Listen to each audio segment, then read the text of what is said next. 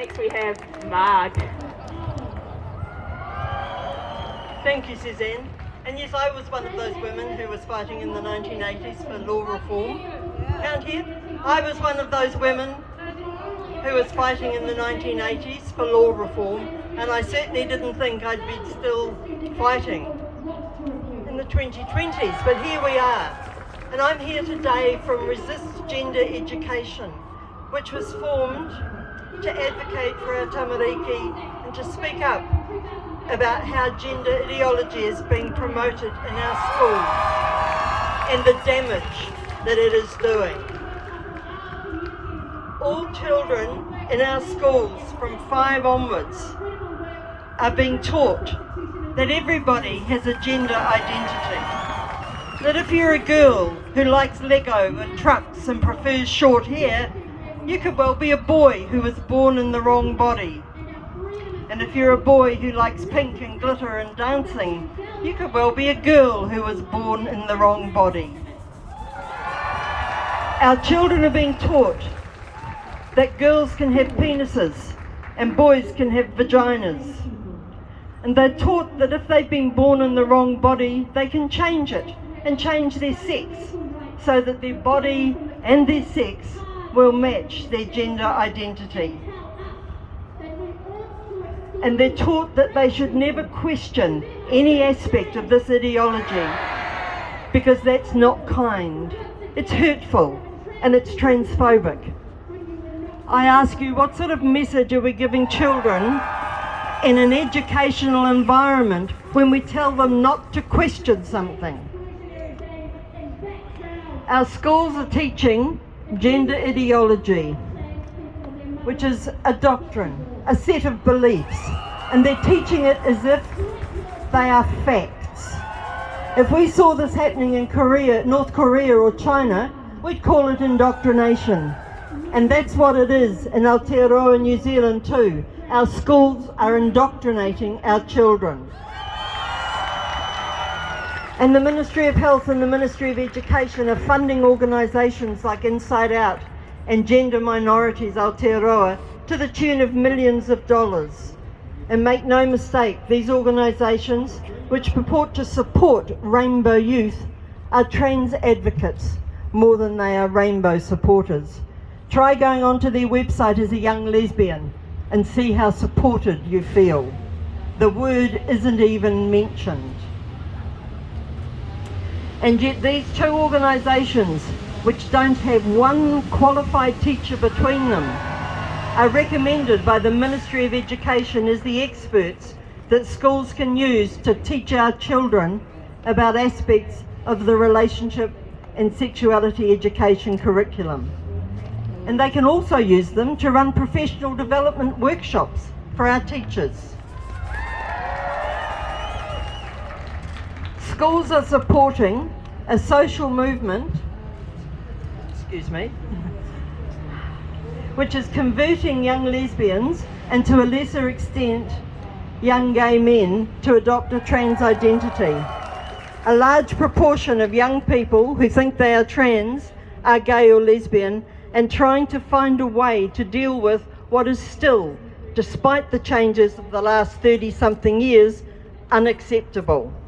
It is not acceptable as a young person to say that you're lesbian. Internalised homophobia is still alive and well. If you don't want your children to be taught gender ideology, you have the legal right to withdraw them from their classes. However, this right is being thwarted by the Ministry's instruction to schools that gender inclusiveness should be embedded into all subject areas. So this essentially means that even if a parent withdraws their children from RSE classes, they're still being exposed to all of these ideas which are presented to them as facts in the other classes that they attend. So there are widespread and significant implications of this ideology in schools. Ideas and beliefs are disguised as facts, and this is probably the most important thing. Gender identity is not a fact. There's absolutely no evidence that it exists. It's just a belief that some people hold. Ideas are put into children's heads. I'm trans becomes a solution to many problems, including mental health problems that a child might have. And when a child decides that they're trans, which it's pretty much guaranteed that mental health problems will be ignored, because being trans is the solution to everything. Girls are disadvantaged in schools with this ideology. They're disadvantaged because they have to share toilets with boys who pee all over the seats and all over the floors, and little kids, little girls of 5 years old, are having to clean the toilets before they can use them. We have documented evidence of this happening in New Zealand. And any child who thinks that they're the opposite sex can choose which toilet they use. So a 16 or a 17-year-old boy can use the girls' toilets, and girls have absolutely no right to object or say that they don't want that to happen. And secrecy is encouraged. The ministry is told by schools are told by Inside Out and by the ministry that they should keep a child's social transition secret from their parents if that's what the child wants. And with the BDMRR legislation coming into effect next week, we've also got safety issues happening in schools. Schools may well not know the real sex of a child, either because they start school or come new to a school as an older child. And if you don't know the child's real sex, how are you going to manage safety issues on school trips with overnight stays, for example? And also teachers are in an invidious position. Some believe in trans ideology, others don't. But they have no choice but to follow the school guidelines. They have no support and no guidance from their professional body or from their union, and they risk losing their jobs if they speak up. And that has happened to more than one teacher. So what do we need to do? What can you do? The most important thing we can do is to ask questions. Ask questions, ask questions. Talk to teachers, talk to the principal, talk to the Board of Trustees. Ask them what they're doing for Pride Week, and then pull it apart if you need to. Put the onus back on them. Find out when the school is having its community consultation on how they're going to teach relationships and sexuality education. Have your say.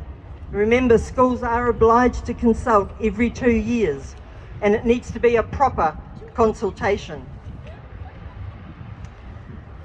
You can visit our website if you want more information and resources. You can sign up for our newsletter. And if you've got a personal experience or you know someone who has, send us your story. We're very happy to put it up anonymously on our website. And finally,